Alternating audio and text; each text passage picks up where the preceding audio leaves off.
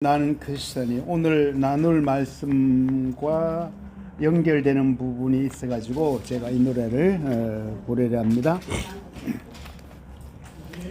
내가 보덕불 자랑할진대 나의 연약하고 약함을 또 한 가지 자랑이 있다면 하늘 영광 보았음을 내가 약할 그때에 곧 강함이라 주께서 함께 하시니 세상 능력 궁핍 핍박 곤란을 기뻐하고 기뻐하리 주님 위하여 모든 것 잃고 분토와 같이 여기면 예수님 얻고 당신 안에서 발견되려 함이어라.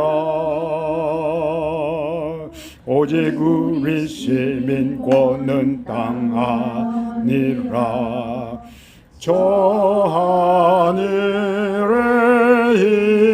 있으니 주님 기다리며 둯대를 향해 내가 달려가오리다. 땅 위에 있는 모든 성도는 존귀하고 귀한 자이니 주님의 모든 즐거움이 우리에게 있다오. 주 나의 주시오니 주밖에는 나의 복 없나이다. 한 걸음을 가도 예수 향기를 나는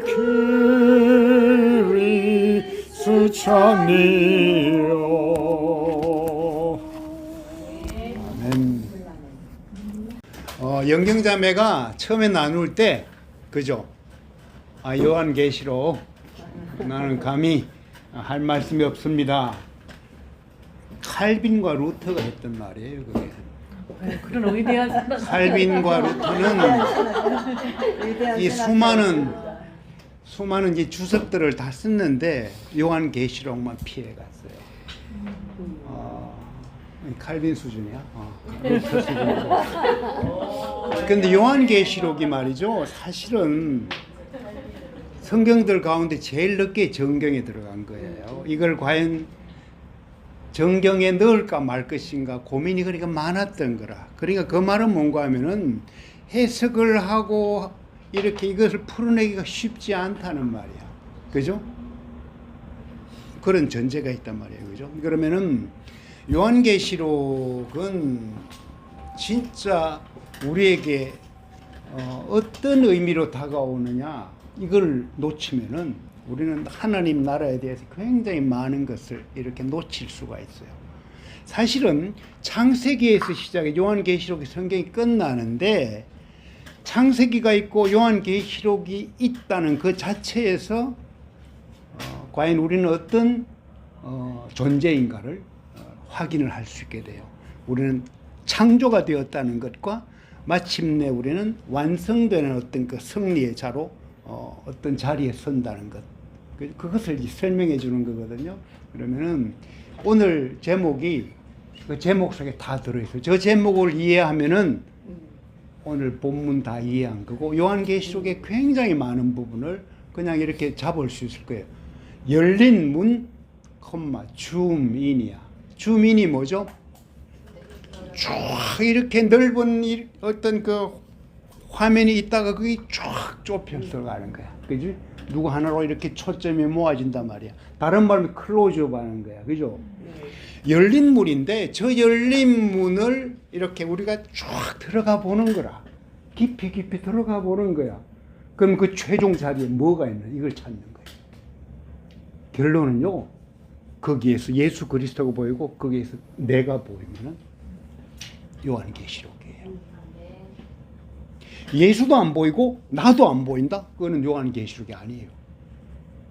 이단들이 말이죠. 예수 그리스도의 다른 사람을 집어넣고 나 자리에 말이죠. 전혀 다른 것을 집어넣어요.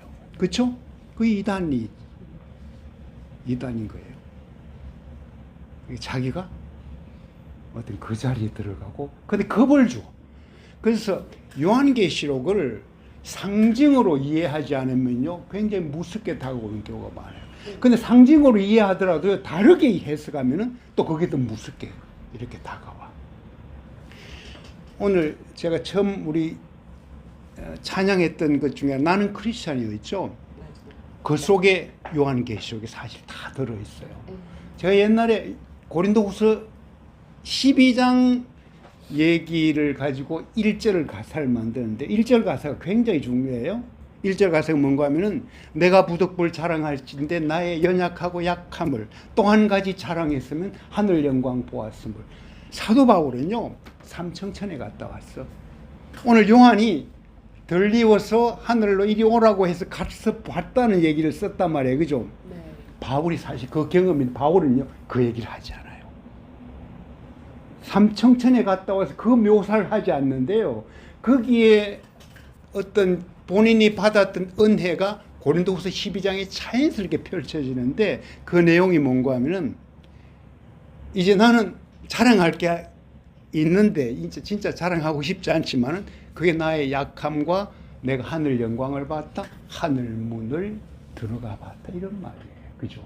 저게 나의 해석으로 한다면은 자기의 얘기로 한다면 나는 참 연약한 존재인데 와 나는 하늘을 보았어. 나는 그분을 만났어. 그 고백이거든요. 그게 요한계시록이에요. 밑에 가서 어떻게 돼요? 그러니까 뭐예요?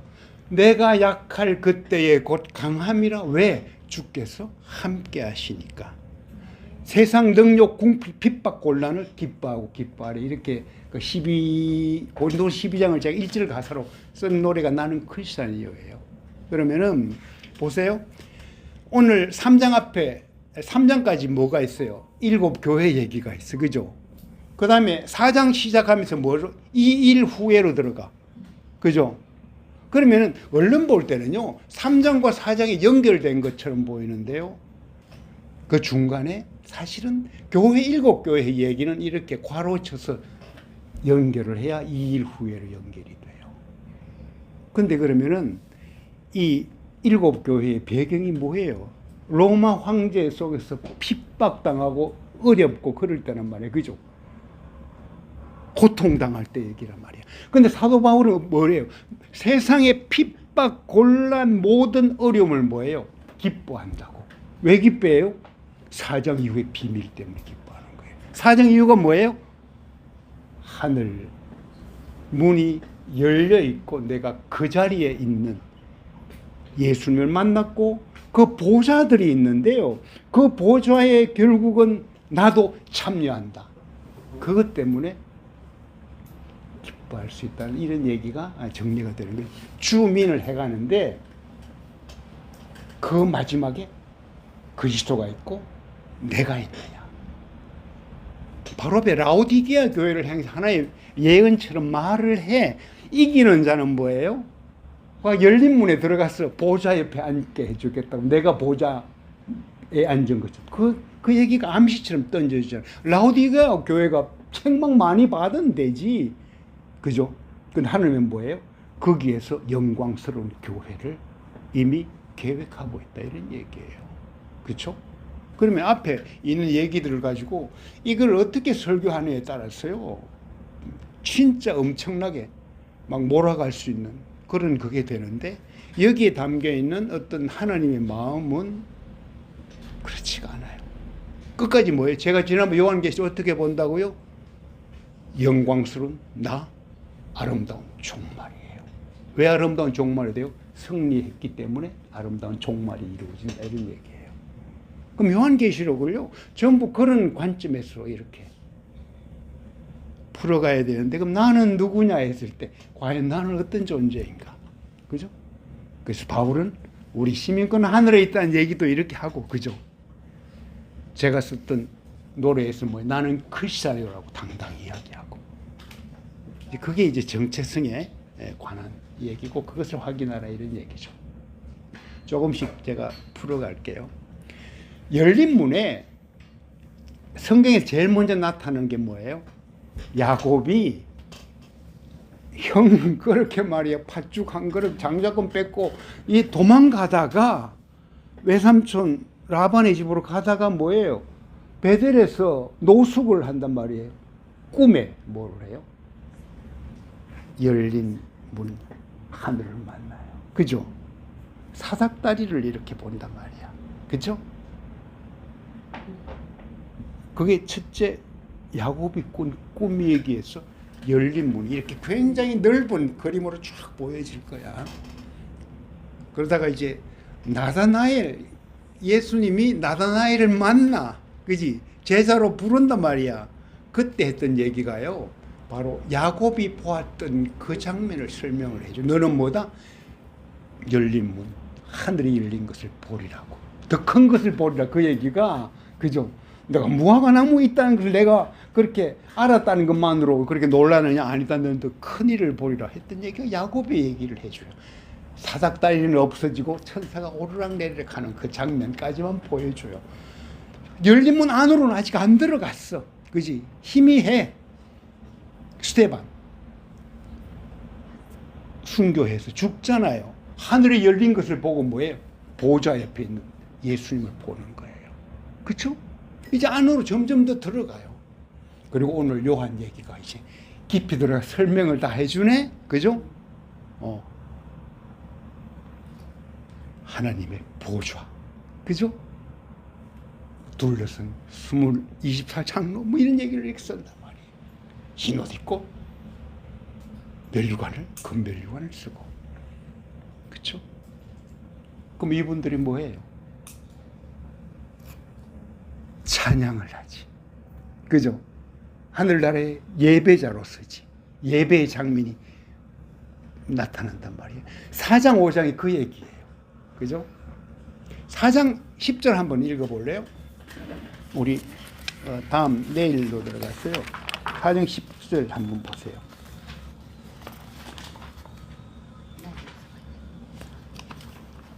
네. 24명에 읽어주세요. 네. 24명의 장로들은 보좌에 앉으신 분 앞에 엎드려 영원토록 사시는 분께 경배하고 자기들의 면류관을 내려놓으며 말했습니다. 11절 주 우리 하나님이시여 영광과 존귀와 능력을 받으시기에 합당하십니다. 주께서 만물을 창조하셨고 주의 기쁘신 뜻으로 인해 만물이 존재했고 또 창조됐습니다. 창조에 관한 얘기를 던지고 그죠? 하나님을 찬양하는 얘기가 이렇게 나타난단 말이에요. 그렇죠? 만물을 창조하셨다. 자, 5장 10절 한번 보세요.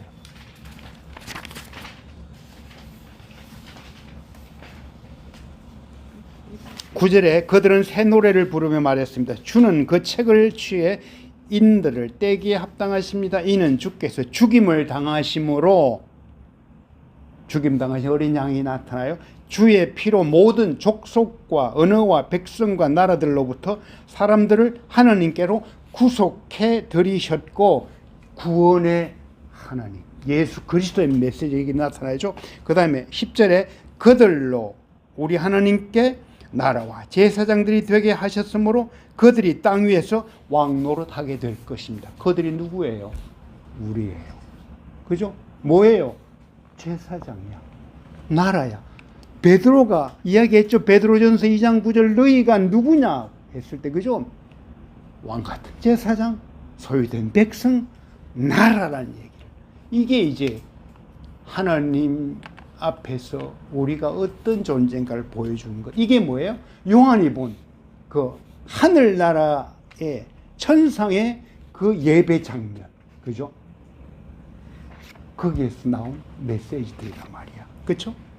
자, 그러면은 점점 이렇게 주민해가지고, 와, 하늘나라가 어떤가. 아까 첫 노래로 돌아갈게요. 고린도후서 12장에 가면은, 그죠? 세상 능력, 궁핍, 핍박, 곤란, 이게 있는 7교회. 그 시대야. 시대적으로. 처음에 요한이 편지를 쓰는 그 시대적 배경이란 말이에요. 그죠? 그런데 뭐예요? 기뻐할 수 있는 비밀이 뭐다? 열린 문 때문이야. 이렇게 넘어가는 거예요. 그죠? 그러면 앞에 부분과 뒤에 부분. 천상의 교회고 4장 이후는 앞에는 지상교회인데요. 그쵸? 결국 지상교회를 향해서 뭐예요? 천상의 교회를 미리 보여주고 그 자리로 모두 이끌어 가겠다는 하나님의 약속이에요. 그게. 그죠? 그날을 기다리라 이런 얘기를 하는 거죠. 그러니까 내가 힘들더라도 내가 견딜 수 있는 힘이 생기는 거야. 속상해. 일 안 돼. 안 풀려. 그지? 잘못하다가 죽을 것 같아. 근데 나에게는 소망이 있다. 왜? 4장 이후에 이 비밀 때문에 내가 그 자리에 가 있다 이런 얘기예요. 그렇죠? 너는 승리자다 이런 얘기예요. 그러니까 요한계시록을 보면서요, 와, 영광스러운 내 모습이 보여야 돼. 나는 진짜 형편없는 건 맞는데, 와, 내가 그리스도의 신부라네. 그죠? 김 목사님하고 어제 이송래 박사님 만났는데, 이제 연세가 90인데도 이렇게 뭐 또 비행기도 이렇게 타고 다니시고 여행도 무거운 가방 뭐 책 가득 든 무거운 가방 들고 다니시고 이런 분인데, 이 그분을 만나면 늘 성경 얘기를 하고 그래서 참 재미있어요. 참 좋아요. 제가 어제도 이야기를 듣다가 그 속에서 저는 요한계시록을 또 만났어요. 성경은요, 어디를 보더라도요, 창세기가 보이고요, 요한계시록이 보여요. 참 그게 신비예요. 자, 아까 그 지나간 해석 중에서 이리로 올라오라 그러죠. 요한을 이리로 올라오라 그래. 와, 그래요. 하나님, 나도 저 하늘로 얼른 좀 불러 이렇게 주시고 좀 이 말 좀 해주십시오. 이 말 하고 싶죠. 이리로 올라가는 거를 우리가 깊이 들어가 보면요, 방향에 관한 얘기가 아닙니다. 뭐예요? 하나님의 계시 속으로 들어와 이런 얘기예요. 나의 말씀 속으로 들어오라 이런 얘기예요. 그럼 말씀을 우리가 묵상하고 하면서요, 그분께 우리는 들어가고요, 그분 안으로 들어갈 수가 있어요. 그게 열린 문의 굉장히 중요한 비밀이에요. 우리는 이걸 갖다 놓고요, 그걸 이게 가장 이렇게 이게 안 좋은 해석을 하는 게 뭐 계시록 잘못 해석하는 게요, 말 그대로 숫자 그대로 해석하고요, 시기를요 시대별로 그 세대주의라 그래요. 세대주의적 해석을 하면서 계시록을 완전히 망쳐버렸어요. 그러면 24장 노선 13만 4천이든 거기서 누가 보여야 된다? 영광스러운 내가 보여야 돼요. 그게 요한계시록을 제대로 읽어가는 거예요. 그게 계시 속으로 들어가는 거예요. 이송래 박사님 이야기하다 이런 얘기를 해요. 예수님이 가장 마지막으로 남긴 말씀이 뭔 줄 아느냐? 뭐예요? 다 이루었다? 내 영혼을 아버지 손에 부탁하나이다. 뭐 가장 치료를 치면은 이렇게 맨 끝이 내 영혼을 아버지 손에 부탁합니다. 그 앞에 다 이루었다. 그 앞에 내가 목마르다. 그 앞에 엘리 엘리 라마 사박단이 돼가요. 근데요, 이 성경을 우리가 어떻게 읽느냐에 따라서요, 마가복음만 딱 놓고 읽으면요, 맨 마지막 말이 뭔 줄 알아요? 엘리 엘리 라마 사박단이에요. 왜? 그 말씀하신 후에 돌아가시더라 이렇게 돼 있거든. 그럼 요한이나 누가가 이제 그 중간에 다른 얘기들, 내 영혼을 아버지 손에 부탁합니다 이걸 덧붙인 거야. 내가 목마르다. 왜? 이제 마지막 어떤 그 십자가의 그 고통이 극에 달했으니까. 그죠? 다 이루었다. 근데 성경에 제일 먼저 쓰여진 게 뭔, 기록된 게 뭔 줄 알죠? 마가복음이에요. 사실 저는 마가복음에 엘리 엘리 라마 사박다니 하고 나서 숨을 거두더라. 그 표현에 저도 굉장히 충실하고 싶어요. 사실 뒷얘기는 없어도 상관없어요. 다 이루었다? 목마르다? 내 영혼 아버지 손에 부탁하여 없어요. 근데 엘리 엘리 라마 사박다니는 반드시 있어야 돼요. 그게 끝이라도 상관없어요. 저는 그렇게 해석하거든요. 그러면서 같은 어떤 생각을 이 박사님 말씀할 때 제가 그렇게 이해를 하고 그랬는데, 그분은 이제 아람어도 이렇게 전공했고 뭐 히브리어부터 시작해서 굉장히 의학 공부도 굉장히 많이 하셨어요. 재미는 그분도 목사님은 아니세요. 근데 성경에 그렇게 깊이 들어가 수가 있었더라. 이게 그런 평생에 연구가 있었고 공부가 있었지. 엘리 엘리 라마 사박다니 해석을 조금 해줄게요. 무슨 얘기가 하면요, 이 소위 예수님 계실 때 랍비들이 있단 말이야. 선생님들이 있단 말이야. 그때는 신약 성경 없을 때 이제 구약 성경을 읽어. 주로 시편 같은 걸 많이 읽어요. 큰 소리로 읽습니다. 근데 요새는 보면은 시편 뭐 1장 뭐 23장 이래 있잖아. 그때는 장 구분이 없었을 때야. 그죠? 그럼 뭐가 제목이 되는 거 하면요, 주로 어떤 표제어가 있는 거 제목이 있고, 아니면 제일 앞에 절이야. 시작하는 거. 이걸로 주로 이제 그 시편 같은 거 읽어가요. 근데 예수님이요, 마지막 말씀은 뭔가 했을 때 그게 시편 22편 1절이야. 나의 하나님 나의 하나님 어찌하여 나를 버리셨나이까. 시편 22편 1절이거든요. 그거를 인용을 해. 근데 그거는 뭐야? 히브리어지. 구약이니까 히브리어잖아. 근데 그 당시에 예수님이 활동하실 때 가장 파퓰러한 언어가 뭐예요? 거기 있는 모인 사람 제일 잘 알아듣는 게 아람어예요. 그래서 엘리 엘리 라바 사박다니라고 아람어를 써서 외칩니다. 큰 소리로 외쳐요. 마치 랍비가 글을 읽듯이. 성경에는 생략되어 있을지도 몰라. 전체를 다 읽었을지도 몰라. 그런데요, 아는 사람은 알아들어. 그죠? 시편 22편 1절만 딱 읽으면은요, 와, 저 말의 의미가 뭔지 내 시편 끝까지 가는 거야. 그죠? 이게 사실은 예수님이 과연 하나님의 아들이 맞고 말이야, 그냥 신의 아들이 맞는가 논쟁을 일으킨 그 기도예요. 나의 하나님 나의 어찌하여 나를 버리셨나. 십자가에서. 그죠? 왜 아무리 그렇더라도 하나님의 아들이 왜 버림을 받고 지금 무슨 얘기냐, 아닌가 아니냐고. 그렇죠? 논쟁이 일어날 수 있는 거잖아요. 그래서 그걸 잘 해석해 주면 뭐냐, 와, 인간적으로 얼마나 고통이 심했으면은 그렇게 하나님도 외면한 상태까지 처절하게 그렇게 고통 가운데 갖다 죽었기 때문에 내 대신 죽으니까 맞고 그래서 구원을 했구나. 이런 우리 그럴듯한 문학적 해석을 하는데요, 그게 아니라는 게요. 시편 22편 1절 때문에 그래요. 내가 그 말을 던졌어. 예를 들어 우리끼리 이렇게 이야기를 해. 다큐에서 오래 사귀었어. 많이 공부를 했어. 그러다 우리에게 통용되는 단어들이 해서 다큐 그래버리면, 그렇지, 하나님의 다큐멘터리구나, 그분이 쓰신 기록이지, 이렇게 이해가 돼. 아는 사람들끼리는. 그죠? 그 십자가에 돌아가시는 예수님이 시편 22편 1절을 큰 소리로 막 읽네. 듣는 사람은 무슨 생각하겠어요? 시편 22편 전체를, 와, 우리 저분이 예수님이 말씀하고 계시구나, 그렇게 듣는다 얘기야. 그죠? 그 얘기가 뭐예요? 시편 22편 한번 읽어보세요. 그냥 나의 하나님 나의 어째 나를 버리셨나, 그 다윗의 시인데요, 그 뒤로 뭐가 일어나는가 하면요, 하나님을 찬양하는 자리까지 가고 결국 그게 승리의 메시지예요. 그죠? 얼른 그 말만 놓고 볼 때는, 와, 예수의 패배자구나. 그렇지, 어떻게 버림을 받아? 시길 수가 없지. 뭐 이런 어떤, 그죠? 근데 그걸 아는 사람은요, 와, 이거는 저 예수님이 저기에서 그냥 패배의 푸념을 하고 간 게 아니고 뭐예요? 처음에 그 던진 메시지로 뭐예요? 나의 하나님 나를 어찌 나를 버리셔. 다윗의 시를 인용하면서 뭐예요? 너희는 승리자다.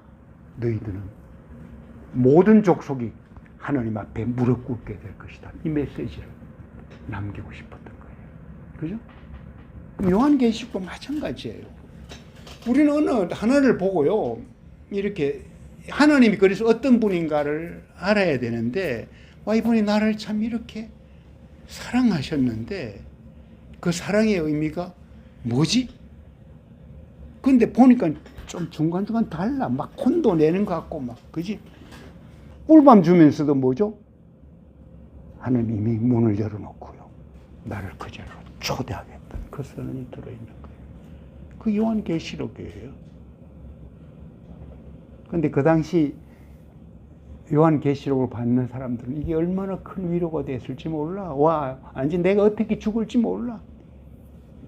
로마 황제의 핍박은 완전 극도로 아직 심해져 있어, 그지? 내가 예수 믿는 이유 때문에 나는 사자굴에 가 있어. 안 되잖아. 희망이 없잖아. 그죠? 근데 내가 어떻게 기뻐할 수 있느냐? 나의 결론은 뭐다? 새하늘과 새 땅. 그렇죠? 나의 종말은 뭐다? 아름다운 종말이다. 멋있는 승리다. 영광스러운 나다. 이제 그거를 계속 이렇게 이야기를 해주고 있는 거죠. 정리할게요. 그래서 그는 뭐 여기서 우리가 요한계시록을 읽고 천국을 이해할 때 꼭 알아야 될 어떤 그 하나의 그 뭐랄까 열쇠가 있어. 그건 뭔가 하면은 이게 소위 얘기하는 이미와 아직이야. already와 not yet야. 그 이미 이루었다. 그런데 아직 아니다. 이거야. 그죠? 우리가 이 땅에 있다는 그 자체가, 자, 4장 이후에 그 자리는 우리가 아닌 게 맞지, 지금. 그죠? 여기에 있으니까. 그런데 뭐죠? already와 not yet. 그 시간적인 그 속에 뭐예요? 중첩되는 그 중간 지점. 우리는 거기서 거닐 수 있다. 이제 그 얘기일 수 있고요. 이걸 장소적으로 표현할 때도 마찬가지예요. 요한계시록에 대한 해석은 굉장히 다양해요. 어떻게 해석이 다 굉장히 다양한데요. 제가 주민 해석했잖아요. 결국은 뭐죠? 마지막으로 예수 그리스도 그 옆에 있는 내가 보이는 거. 저 자리로 주민을 해봐요. 그럼 그거를 본다? 그게 계시 속으로 들어간 거예요. 그분의 계시를 밝게 하는 거예요. 하나님, 내 눈을 열어 비밀한 것을 보게 해주십시오. 그것을 보게 해달라는 거예요. 그럼 성경을 읽다가, 아, 그렇지, 내가 보이구나. 아, 내가 여기에 있네. 여러분들은 다 거기에 있습니다. 그래서 저는 성경에 있는 24장로, 그죠? 특별히 그렇게 해석을 다르게 할 수 있는 부분도 있지만요, 얼마든지 그 이미지 속에 우리 다큐 식구들을 그대로 그려낼 수 있어요. 똑같은 그림입니다. 그게 요한계시록이에요. 하나님이 보좌 가운데 있고 우리는 둘러서 있다. 그렇죠? 그 얘기가 오늘 4장을 보면서 좀 정리해 볼 수 있다는 생각을 했습니다. 열린 문을 줌인해서 쫙 클로즈업 하면은 뭐다? 예수님과 내가 보인다.